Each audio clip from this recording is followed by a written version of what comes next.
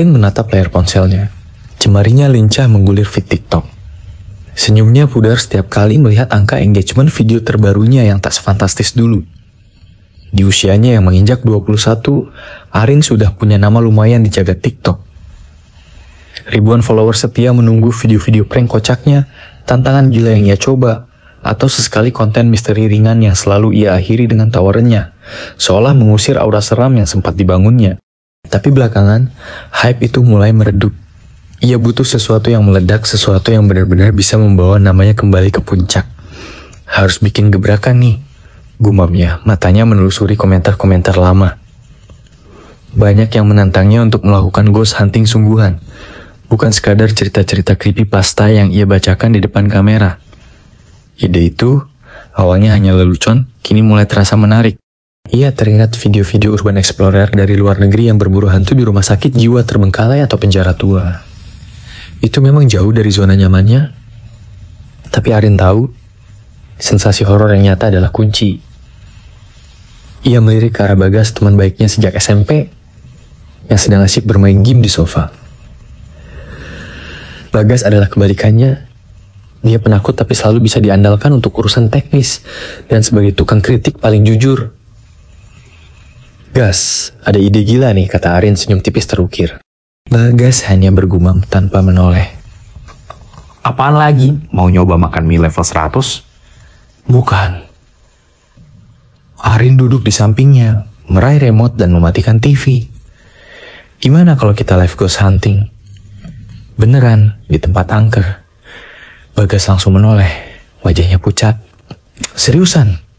Rin, lu lupa kemarin lu lari-lari kayak kesetanan cuma gara-gara kucing lewat di kegelapan? Arin tertawa. Itu beda, Ekma kepercaya hantu. Paling cuma suara tikus atau angin. Tapi kan seru, biar follower pada penasaran. Kita cari tempat yang punya cerita kuat, biar dramatis. Setelah perdebatan sengit dan janji manis Arin untuk memberinya jatah exposure lebih besar, Bagas akhirnya luluh. Tapi dengan satu syarat, Arin harus sendirian di dalam, dan Bagas akan berjaga di luar atau di jarak yang aman. Siap sedia jika terjadi apa-apa. Ide ini membuat Arin bersemangat. Sendirian, itu akan jauh lebih intens dan otentik. Pencarian lokasi dimulai. Beberapa hari browse di internet dan bertanya ke teman-teman, Arin menemukan target sempurna. Sebuah rumah kosong tua di ujung jalan Kenanga. Rumah itu sudah puluhan tahun tak berpenghuni, tersembunyi di balik pohon Kamboja yang rimbun dan pagar besi berkarat. Rumornya rumah itu dulunya milik keluarga yang bunuh diri massal karena terlilit utang.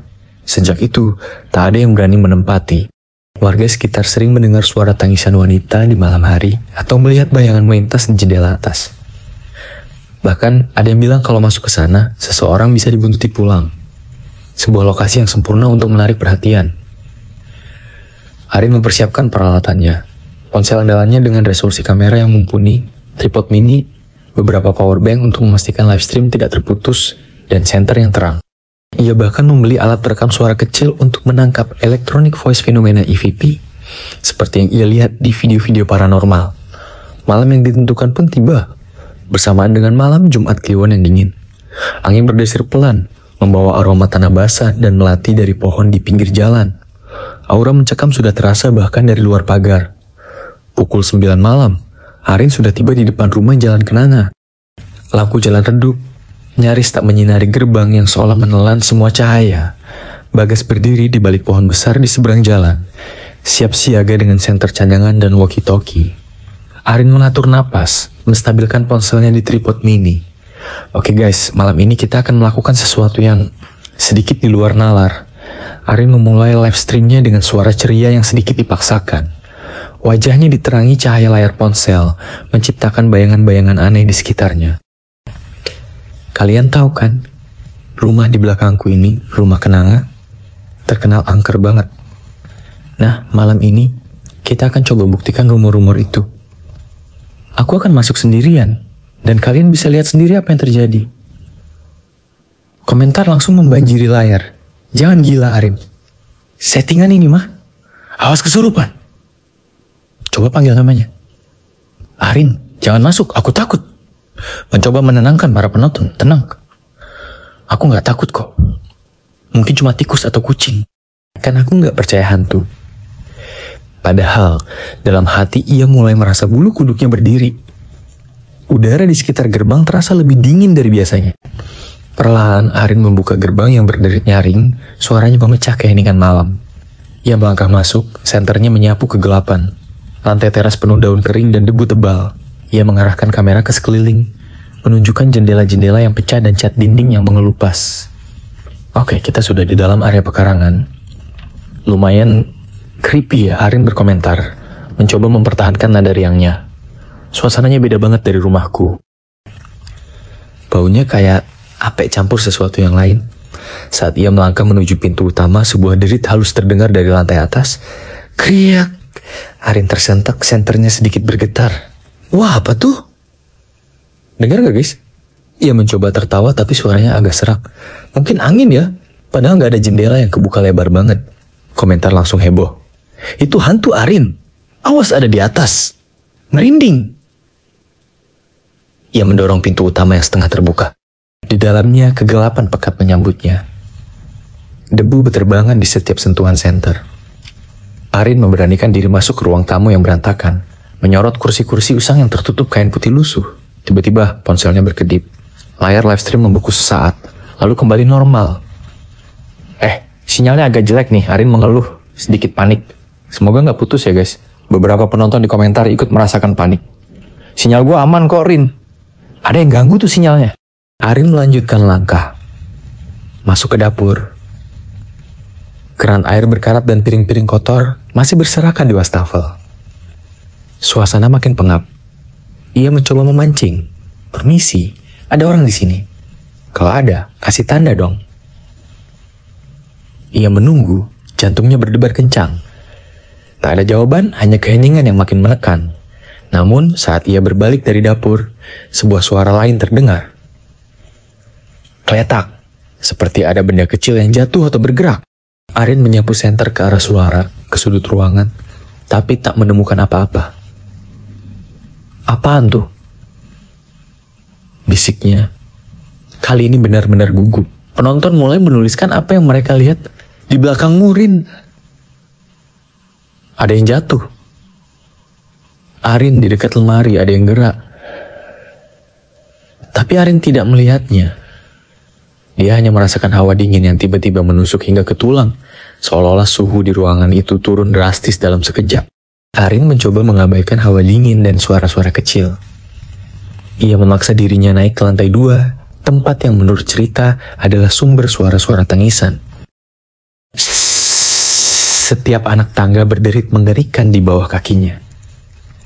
Kegelapan di lantai atas terasa lebih pekat, seolah menelan cahaya senternya. Oke guys, kita sekarang ada di lantai 2. Arin berbisik, suaranya serak. Ia tidak lagi bisa mempertahankan nada cerianya. Rasanya beda banget di sini. Saat ia melangkah melewati lorong yang panjang, sebuah bisikan samar terdengar, tapi cukup jelas tertangkap oleh mikrofon ponselnya. Arin sontak berhenti. Ia menyapu senternya ke segala arah. Tak ada siapa-siapa. Kalian dengar gak? Tanyanya ke kamera, matanya membelalak. Komentar-komentar panik bermunculan. Dengarin, suara apa itu? Bisikan, jangan-jangan dia manggil kamu. Arin mencoba menenangkan dirinya. Mungkin cuma angin yang masuk dari celah-celah.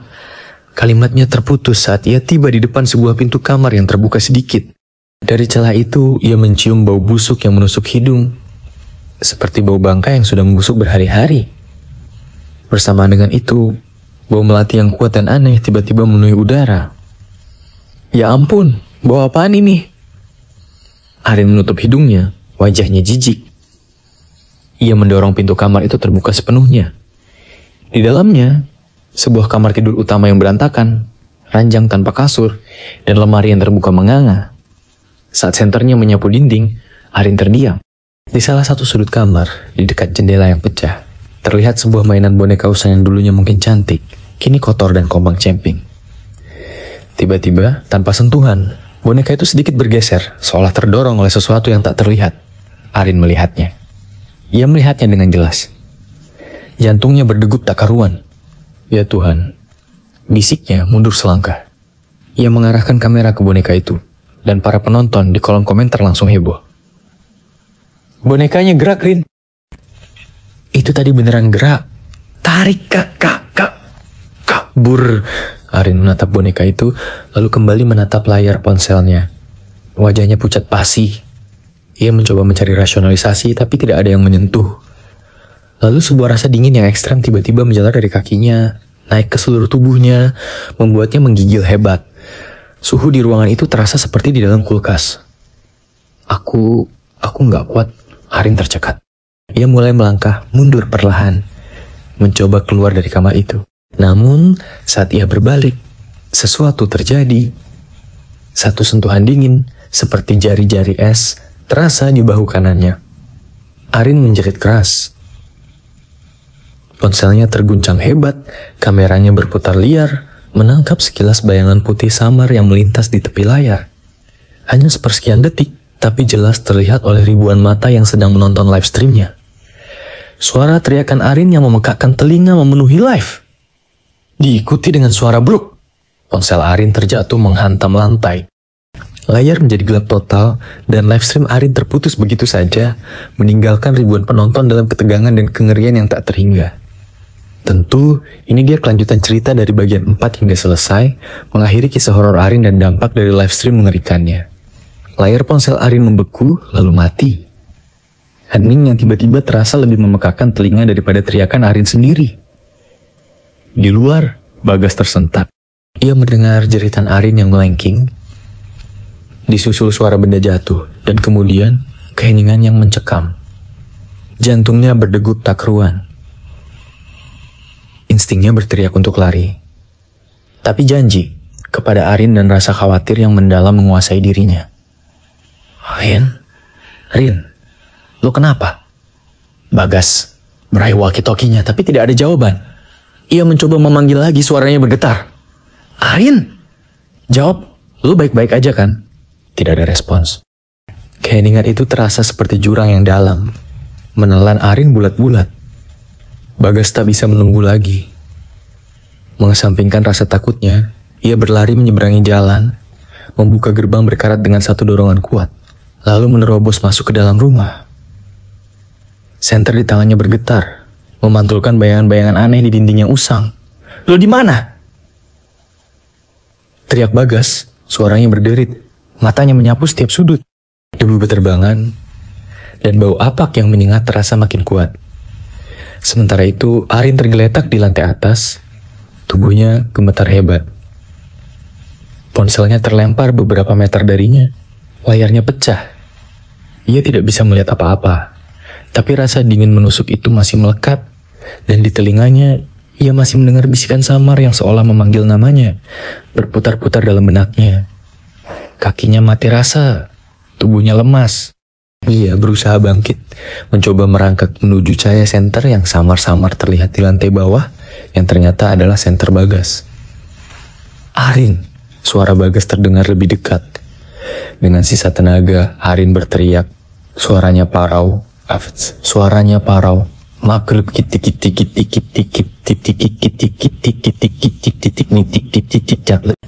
Bagas, tolong, aku di sini. Bagas melesat ke lantai atas. Senternya menemukan sosok Arin yang meringkuk di lantai. Wajahnya pucat pasi, matanya membelalak ketakutan. Boneka usa yang tadi bergerak kini tergeletak diam di sudut kamar, seolah tak pernah terjadi apa-apa. Ya ampun, Rin, lu kenapa? Bagas segera membungkuk, membantu Arin berdiri. Tubuh arus memapanya, menuntunnya menuruni tangga. Ia tak peduli lagi dengan ponsel atau tripod Arin yang tergeletak. Yang penting sekarang adalah membawa Arin keluar dari neraka itu. Dengan sisa-sisa kekuatan, Arin menyeret langkahnya, dibantu oleh Bagas. Setiap derit lantai terasa seperti langkah kaki tak kasat mata di belakang mereka. Napasnya tersengal, tenggorokannya tercekat. Begitu mereka melewati ambang pintu utama dan berada di pekarangan, Arin langsung ambruk, terbatuk-batuk, menghirup udara malam yang dingin. Malam itu, Arin tidak bisa tidur. Setiap kali ia memejamkan mata, bayangan putih samar itu muncul, dan bisikan itu terngiang-ngiang di telinganya. Bagas terus berada di sisinya, khawatir dengan kondisi Arin yang syok berat. Ponsel Arin yang pecah tergeletak di meja, simbol dari malam mengerikan yang baru saja mereka alami. Pagi harinya, saat Arin dan Bagas mencoba mencerna kejadian semalam, ponsel Bagas berdering terus-menerus. Notifikasi TikTok Arin meledak. Ternyata, meskipun live stream Arin terputus tiba-tiba, cuplikan-cuplikan dari siaran langsungnya sudah menyebar viral seperti api di padang ilalang. Ribuan bahkan jutaan penonton telah menyaksikan detik-detik terakhir yang mengerikan itu. Video "Jangan Nonton Sendirian", kejadian mistis saat live TikTok tertangkap kamera, menjadi trending topik nomor 1 di Indonesia. Komentar membanjiri setiap platform media sosial. Seriusan itu hantu? Merinding parah. Settingan ini mah. Arin kan emang ratu prank. Aku nonton ulang berkali-kali, beneran ada bayangan putih lewat. Pasti ada triknya. Gila aja beneran kejadian kayak gitu. Lihat reaksi Arin, itu bukan akting. Ada yang bisa analisis videonya nggak? Itu editan atau asli? Seorang ahli IT dari salah satu universitas bahkan ikut menganalisis rekaman itu, menyatakan bahwa tidak ada indikasi editing yang canggih pada cuplikan video yang beredar. Beberapa paranormal lokal ikut berkomentar, menyebutkan bahwa Arin mungkin telah mengganggu penunggu rumah itu. Dampak pada Arin sangat besar. Jumlah followernya melonjak drastis, mencapai jutaan dalam waktu singkat. Ia menjadi selebriti instan, diundang ke berbagai acara TV, podcast, dan wawancara. Banyak brand besar mulai mendekatinya untuk kerjasama. Arin yang tadinya mencari hype, kini mendapati dirinya berada di puncak popularitas yang tak pernah ia bayangkan. Namun di balik gemerlap ketenaran, Arin menyimpan trauma yang mendalam. Ia menjadi lebih penakut. Setiap suara derit pintu, setiap bayangan yang melintas di sudut matanya, setiap hembusan angin selalu membuatnya terlonjak kaget. Tidurnya dipenuhi mimpi buruk tentang sosok putih samar yang terus mengejarnya. Ia sering merasa seperti ada yang mengawasinya, bahkan di dalam kamarnya sendiri. Terkadang benda-benda kecil di mejanya terlihat bergeser sendiri, atau ia mencium bau melati yang kuat di saat-saat yang tidak terduga. Bagas mencoba membantu. Ia membujuk Arin untuk mencari bantuan profesional, namun Arin menolak. Ia merasa dilema. Jika ia mengaku itu settingan, ia akan kehilangan seluruh kredibilitasnya dan dicap penipu. Jika ia tetap diam, ia harus menanggung beban trauma ini sendirian dan membiarkan orang-orang berspekulasi tanpa henti. Pada akhirnya, Arin memilih untuk tidak memberikan klarifikasi yang gamblang. Ia mengunggah video singkat di TikTok. Wajahnya terlihat lelah namun dengan senyum tipis yang dipaksakan. "Hai guys," katanya pelan. "Aku tahu kalian semua penasaran banget tentang apa yang terjadi malam itu. Jujur, aku sendiri juga masih nggak bisa percaya. Itu adalah pengalaman paling gila dan paling menakutkan sepanjang hidupku." Ia berhenti sejenak, tatapannya kosong. "Aku nggak bisa bilang itu beneran atau enggak. Biar kalian yang menilainya sendiri." Video itu diakhiri dengan pandangan Arin yang sendu, seolah dia bukan lagi Arin yang ceria dan nekat. Ada sesuatu yang berubah dalam dirinya. Sesuatu yang lebih gelap dan lebih dingin. Ia mungkin telah menemukan sensasi viral yang ia inginkan, tapi dengan harga yang jauh lebih mahal daripada yang pernah ia bayangkan. Di dalam kegelapan yang tak terlihat, sesuatu dari rumah kenanga mungkin memang telah menempel padanya, mengubah hidupnya selamanya, meninggalkan pertanyaan besar bagi semua orang. Apakah kejadian itu nyata? Dan apakah Arin benar-benar pulang sendirian?